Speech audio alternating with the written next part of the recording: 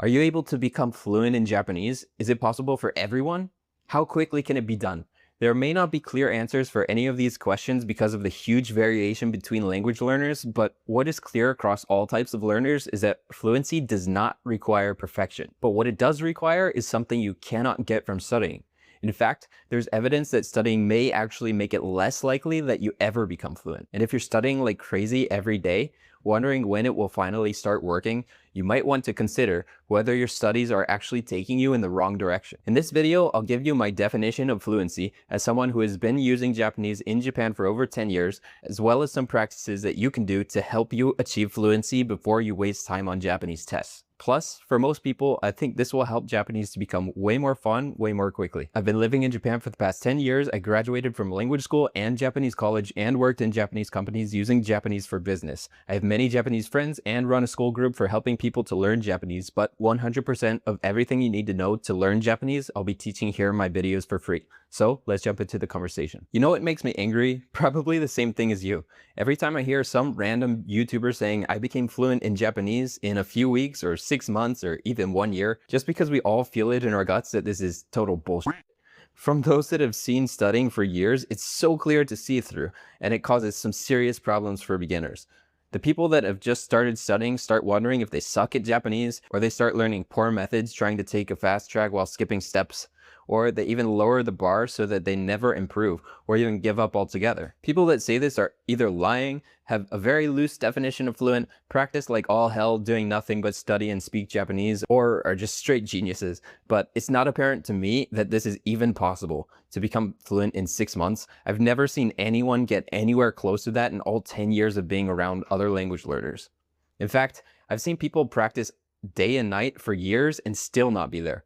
So the first thing I can say is be very careful whose advice on Japanese that you take, because they may just be inflating things and may lead you down a bad path that will cause you to form bad habits or put you in a less than desirable situation. In fact, it's happened to me more than once. So let me tell you a quick story about one of those times.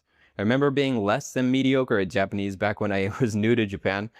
An acquaintance that I had met at language school at the time wanted to take me and my friends to a cool like amusement park type place in the mountains. I forget the name of it, but they had some rides and like some climbing activities and stuff with rental equipment and even a hotel. Like I said, it was in the mountains and not close to Tokyo, so we had to take a train and we were planning to stay a couple of nights.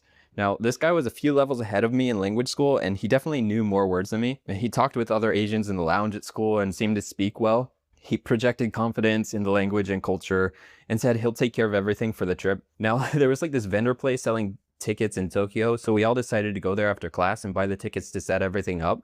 It was possible to order online, but this guy said that that was a pain, and he said that we could get a better deal if we do it in person. So we get there and this guy says he's got it. So he walks up to the counter and says something in Japanese, and the man at the counter leaves to go in the back room.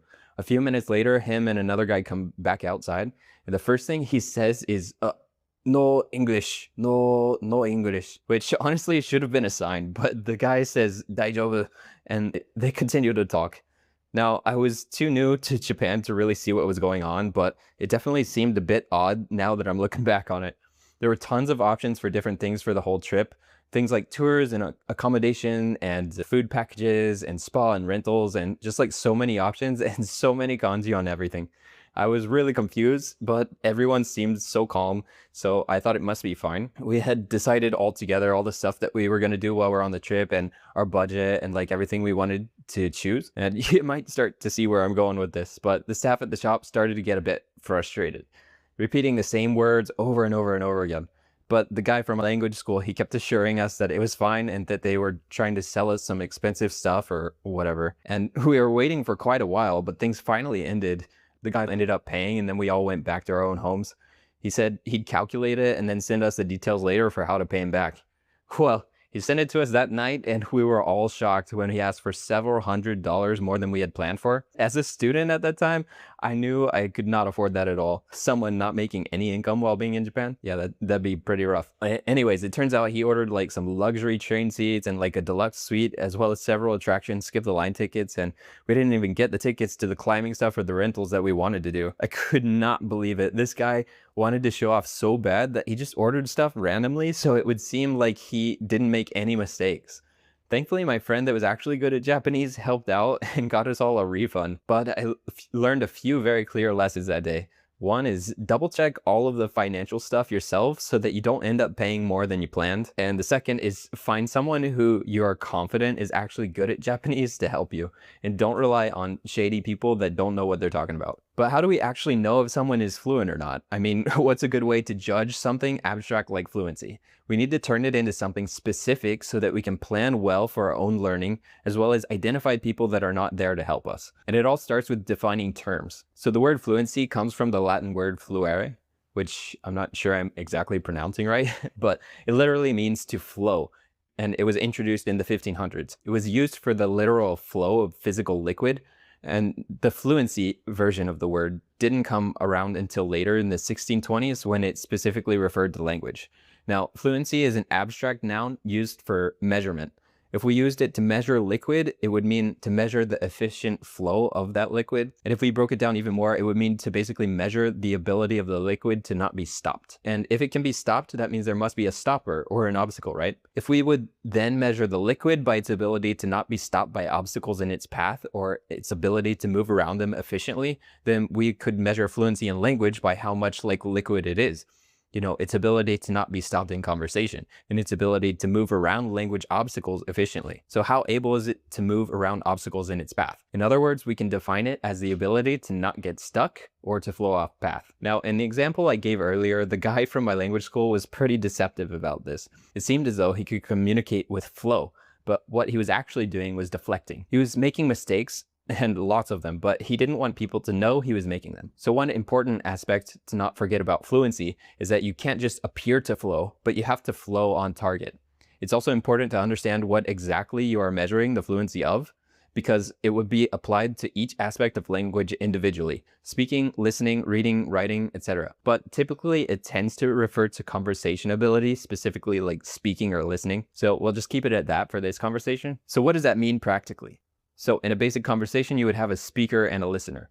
If you are the speaker, you have the thing that you want to communicate, and you have the words you would use to communicate it, as well as the way that you use those words for communication. So speaking fluently would mean steady word flow, speaking intended words correctly, and communicating your intended thought. For a listener, it would basically mean understanding most of the words, basically following along with the thought and understanding well enough to respond. But what if the person is bad at getting their point across in general? Or what if they mispronounce some words? Or what if they make a pause? It gets very complicated very quickly, especially because it's a conversation.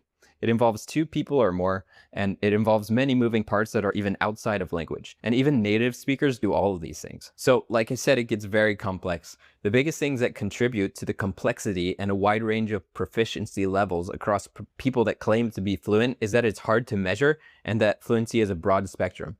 Like I said, it's an abstract noun, which really means that the parts used to measure it are far too many. If we really broke it down, some variables would include things like pause time, word output speed, vocabulary accuracy, understanding, etc. But no one is standing there with a stopwatch to measure how long your pauses are. And how do you know that those pauses are directly related to language and not related to you processing some other thought totally outside of language? It's too much, and that's why it's hard to define and easy to be deceptive about. So how do we improve our fluency when it's hard to track? After all, tracking is the only way you'll be able to see how far you are in your journey. Well, it turns out that tracking isn't so hard if you have a system. And in the most basic way, if you don't want all the specifics, I would say to focus on speaking and listening over reading and writing. But if you want the real tactical tips, we got to figure out how to make the untrackable trackable.